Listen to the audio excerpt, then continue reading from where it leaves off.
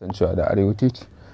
Yau cikin wannan tutorial da za mu yi bayanin yadda ake samun kuɗi, ko kuma za mu gabatar da bayani akan ya hanyar samun kuɗi take a intanet, kamar yadda muka yi alƙawarin cewa za mu yi bayanin yadda wato za ka fara samun kuɗi ta application ɗin da ka haɗa na wayanka. So kafin mu je ga bayanin kai tsaye, da wanda suke da tambaya ko wani neman ƙarin bayani ko wani jawabi za su iya neman mu a shafinmu na Facebook mai suna arewateach, wanda shi wannan shafin in Allah da in mutum ya mana tambaya za mu iya ƙoƙarin mu ga mun amsa masa.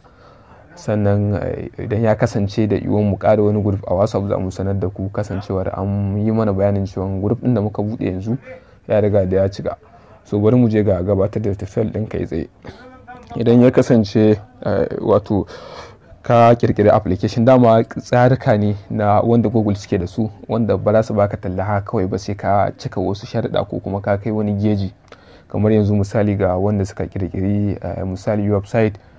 So bayan ka kirkiri website sai ka yi wato rubutu akan website ɗinka, kamar labarai ko kuma wani labarin littattafai ko wani abu da ya makamancin haka. Ka kai wani munzali ko mizani da suke bukata, sannan sai su baka dama ko kuma ka yi apply na wani da abu da ake kira Google AdSense, wanda shi wannan Google AdSense din shine kaman abin da suke bayarwa, wanda shi wannan Google AdSense din shine kamar wato tallan da suke bayarwa wanda zaka sa a cikin website ɗinka.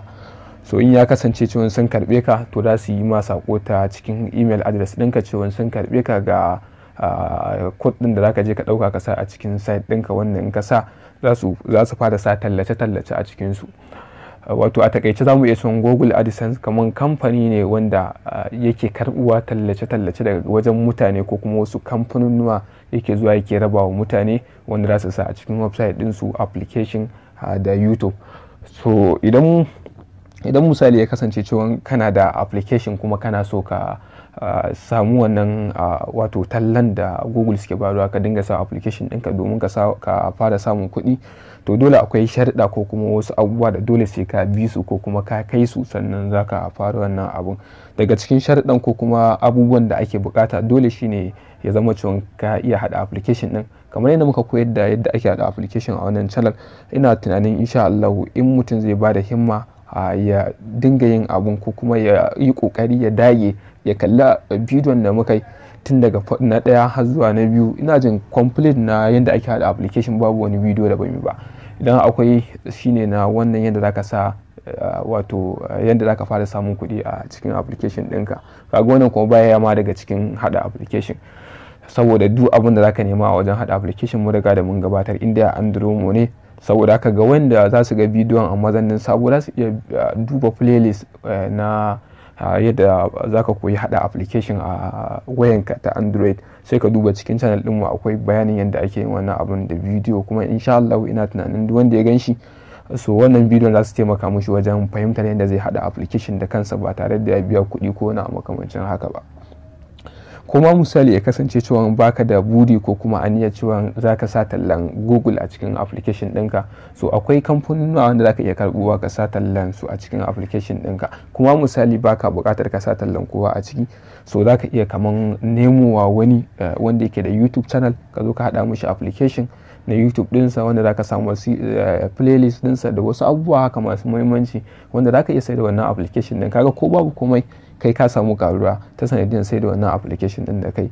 Wato dai zai iya zama kamar rage aikin banza ko kuma zaman banza da muke yi, wanda in har misali mutum ya samu kansa irin wannan abun kuma ya ga yana da dama, to in ya kokari ya kama harkar kamar internet din nan ko wani abu makamancin haka, insha Allah zai iya ribatar wani abu, ko da ma bai ishe ka gudanar da rayuwarka ba, amma insha Allah za ka iya kare kanka na wani bangaren da ya ta amfani da wannan. Balle in har ya zama cewa mutum ya dauki abin da muhimmanci da daraja, to ina da yakinin cewa wallahi a harkan internet ba abin da ba za ka iya samu ba. Saboda haka dole sai ka jajirce, ba wai daga lokaci ɗaya ka fara ka ji kai kana bukatan ka kai inda wani ya kai ba zai taɓa yiwuwa ba. Idan misali za a faɗa ma labarin da shi wannan yayi, za ka ga to kai ai nafila ne ma akan ka, ƙarshen ta ma kai ba za ka kai shan wahala ba kuma ka samu biyan bukata, wanda shi sai da ya ninninka ka shan wahala. So duk irin wannan labarukan bai ma kamata a dinga kawo su ba. So bari mu koma ga bayaninmu. So idan ya kasance ka kirkiri application, ka yi gama shi successful, ka iya hada shi, so daga nan wajen akwai wajen da aka rubuta monetize, wanda shi wannan monetize din shine wajen da zaka yi requesting na wato AdSense. Kafin mu je ga bayani kan wannan monetize din, akwai abin da ya kamata mai karin bayani, wato akwai rijistan da ake yi na wani abu da ake cewa AdMob, wanda shi AdMob shine wanda kamfanin Google suka ware wa masu amfani da ko kuma masu hada application za su yi amfani da wato wannan AdMob din wajen nemo talle da za a samu su a cikin application ɗinsu. So kasancewar wato rijistar AdMob za ta dan ba mu wahala a wannan bidiyon, so muna ganin cewa za mu jinkirta yin rijistar AdMob zuwa bidiyo na gaba, sai mu bayani yadda ake registration. Mun yi sai zama cewa za mu daura ne daga inda muka tsaya a wannan bidiyon da muke yin tutorial a kansa. So bari mu yi abun a briefly, tunda dai ba mu yi rijistar AdMob din ba. So ko daga baya in mun zo za mu yi rijistar AdMob ba zai zama cewa za mu dawo mu maimaita wannan bidiyon ba. Yanzu dai za mu yi wannan a takaice yadda za ku fahimci yadda ake sa talle a application. Yanzu bari mu ajiye wato wannan rijista na AdMob a gefe, mu yi amfani da wato Andromo tunda tana ba da talle. So daga nan wajen akwai Andromo Ads, wanda su kamfanin wannan Andromo din wanda suke kirkiran application, suke ba da damar a kirkira application, su ma sukan ba da tallace-tallacen kana da sha'awa. Misali za su baka talla kasa a cikin application ɗinka kuma su dinga biyan ka. So in kana so ka yi aiki da su, daga nan za ka iya zuwa ka kunna, wanda in ka sa enable shine zai kunnu.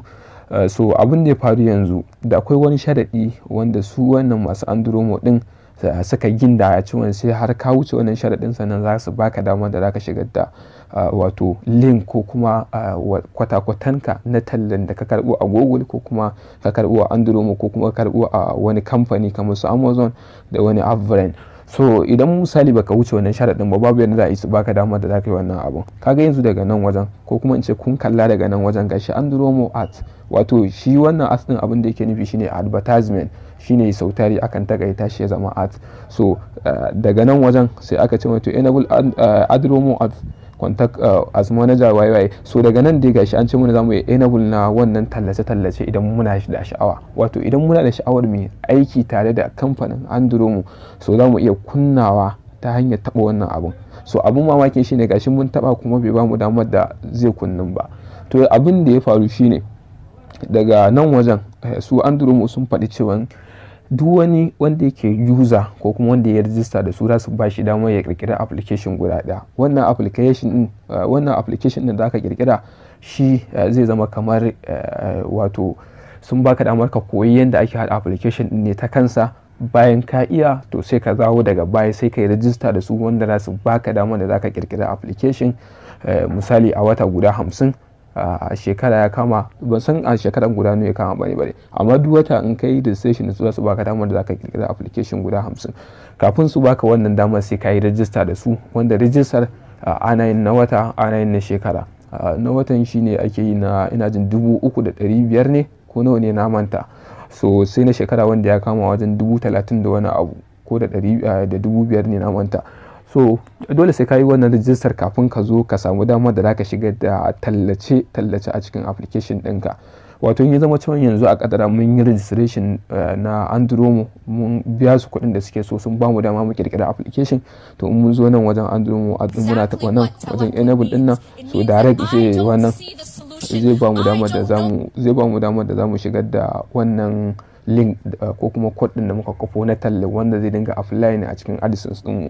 So saboda ba mu yi register abun ba shine yasa haka. So amma yanzu zamu bar wannan bidiyon a nan. A bidiyon da zamu yi na gaba zamu yi bayanin yadda ake yin register da Andromo idan mutum yana da sha'awa. In kuma baka da sha'awa, to babu bukata, ko kuma in ce ba za ka samu damar da za ka sa tallace a cikin application din da ka kirkira ba. So yanzu bari mu nuna samfurin irin tallan da ake sawa a cikin application wanda shine ake samun kuɗi. So bari mu ɗau misali da wannan application, ga wani application na labaran kwallo. So wannan application din an kirkire shi ne domin kallon labaran kwallo da wasu abubuwa wanda BBC Hausa da Latest labaran ƙwallon ƙafa, RIP, iNews da VOA Hausa. So abin da za mu lura da shi shine daga nan ƙasa nan wajen ga wani hoto wanda yana hutuwa a kaman yana motsi ko wani abu. To wannan abun shi ake kira da AdSense, wanda shine Google za su baka kasa a cikin application ɗin ka fara hutuwa kamar nan.